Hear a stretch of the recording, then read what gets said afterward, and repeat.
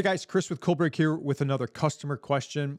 They reached out and asked if our mini regulators were strong enough to push through a jockey box, and they're not.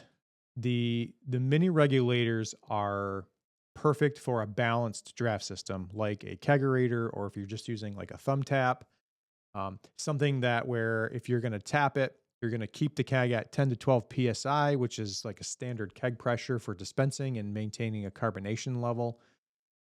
You'll notice that the mini regulators do have a 0 to 30 psi gauge, but when you connect the 74-gram cartridges and you crank it all the way up, uh, that cartridge with the regulator really can't get above about 22-ish psi. That's kind of where they max out at, even though the gauge goes all the way to 30. Like they max out about 22, kind of depending on your regulator. We test all of them that come through here. So that's been about the average.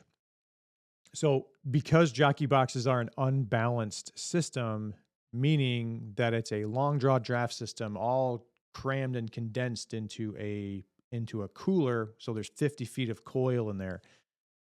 All of that stainless steel coil will create a ton of resistance. So that's why when you're pouring with a jockey box, it's technically unbalanced and you're just using brute force to push with CO2 to get the beer through all that resistance that the stainless steel is creating.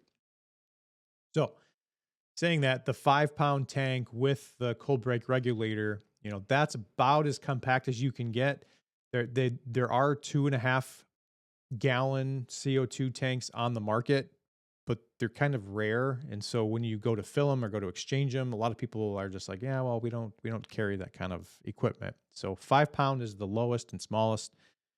And even then, some people think it's too much, but that's about as portable as you can get if you're using a jockey box with a 50-foot coil. So anyway, wish I had a better answer for you, but any questions, support@coldbreakusa.com.